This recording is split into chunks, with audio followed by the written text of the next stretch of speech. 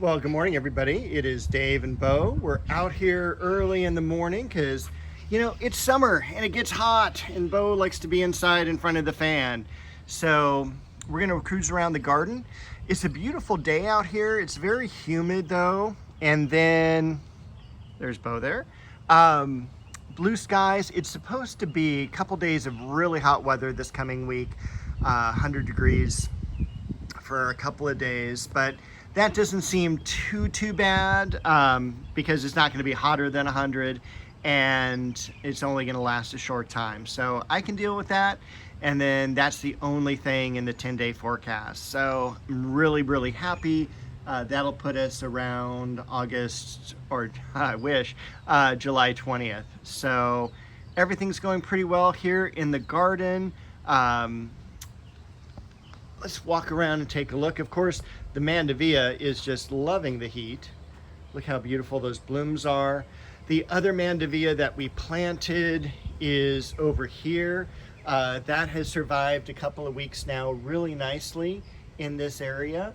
And I even think there is one bloom over here, which is awesome.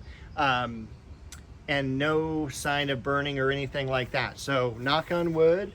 That's going to end up being a really great place for it. We do even have one more bloom stalk coming up on the daylilies, so that was kind of nice to see. A few blooms left on the angelonia, and Bo, of course, loves the catnip there at the corner. Let's cruise back here, see if there's anything I really need to show you back in the back 40. This is verbascum. This is a dwarf type of verbascum back here. Normally they can get as tall as 6 feet. I had one of those tall varieties several years ago, and it was just really cool to see.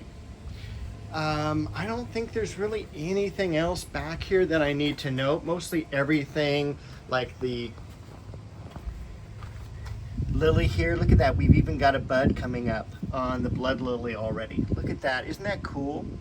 So I'm going to finish cutting off the foliage, and that's going to bloom like even probably a little bit earlier than it normally does.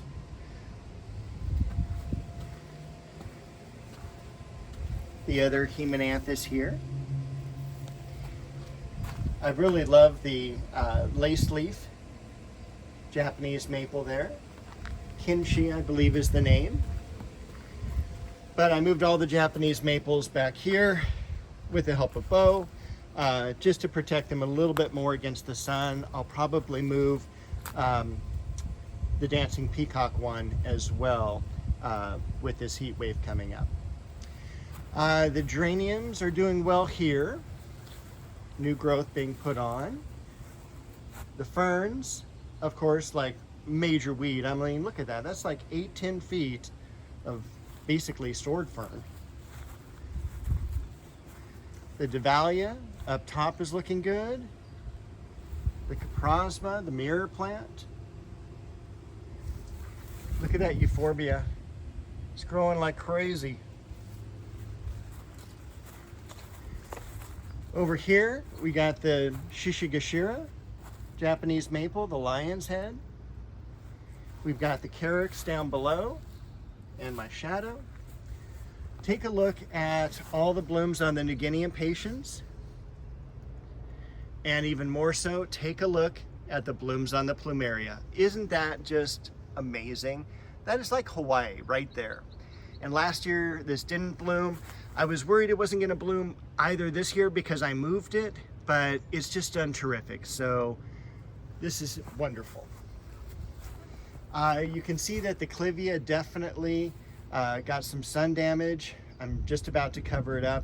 But this is what sunburn damage looks like when it's just the plants and getting too much sun.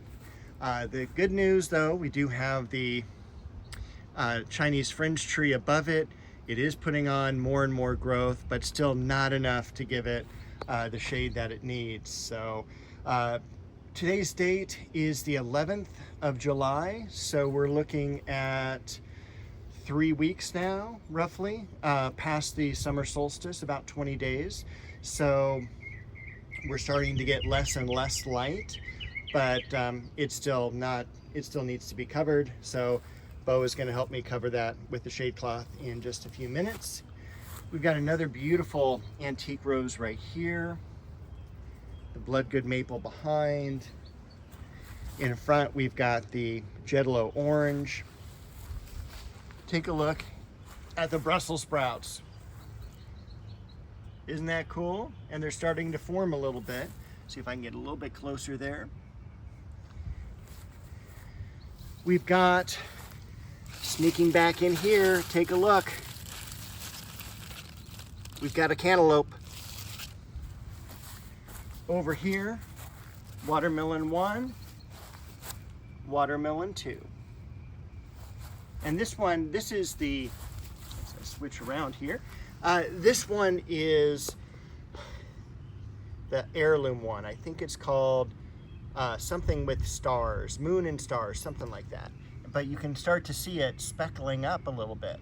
So I thought that was really cool compared to the normal crimson sweet that you have here.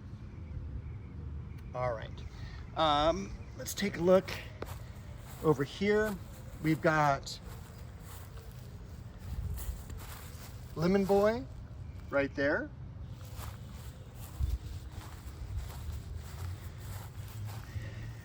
We've got San Diego Red. Another cucumber forming, and a couple other smaller ones here.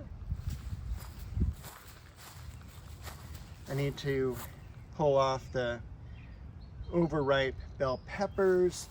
No redness yet on the Roma tomatoes. And even with, you know, being in early to mid-July, look at how nicely the Sangogaku has grown. It's done really, really well. This is the second year that it's been here, so it's looking really, really good.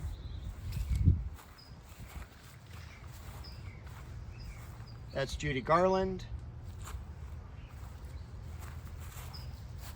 Chocolate Cosmos.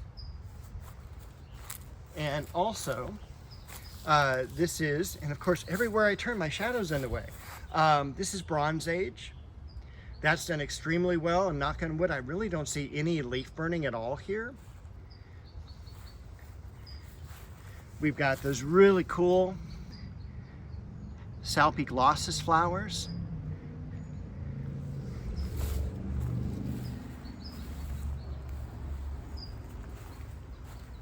We do have some lilies still in bloom.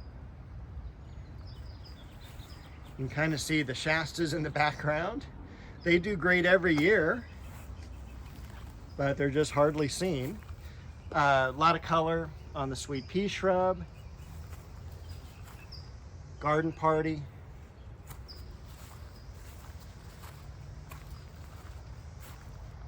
'49er.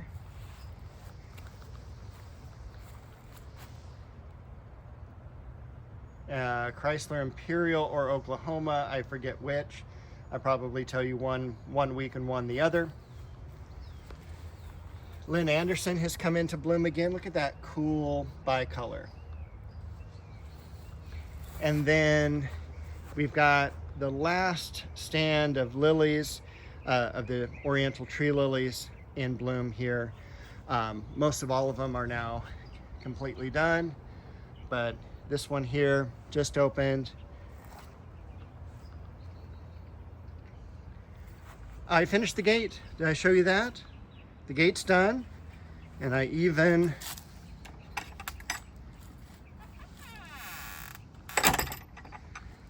put the latch on correctly.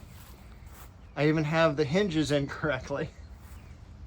But everything looks really good, so I'm really happy that project ended. On to the next, right? Indian Summer and Red Dragon. That's Color Magic, by the way. And circling back to our apricot, flowering apricot. All right, so that is just a quick video for this week. Let's take a look also When did we cut these back? About 3 weeks ago, if that, 4 weeks ago at the most. And these have just done so beautiful.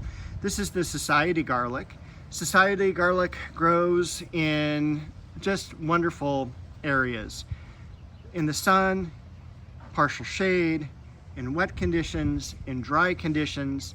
I've even read this can be an aquatic plant, although I don't know why anyone would want that. And the fish would probably go, hey, it smells like garlic down here. So anyway, this is a really forgiving plant for rough areas. Definitely give it a try. Thanks for joining me today. I do have another video pending for the garden, and it's kind of a tribute to my first job, which about a week ago, July 5th, was my first job starting in the nursery industry. And that was 40 years ago. So I did a quick, I didn't do a quick video, but I did some quick video segments already that are recorded, and I still need to add more to that. So once that's all done, hopefully sometime this next week, that'll be released, and happy gardening for the week.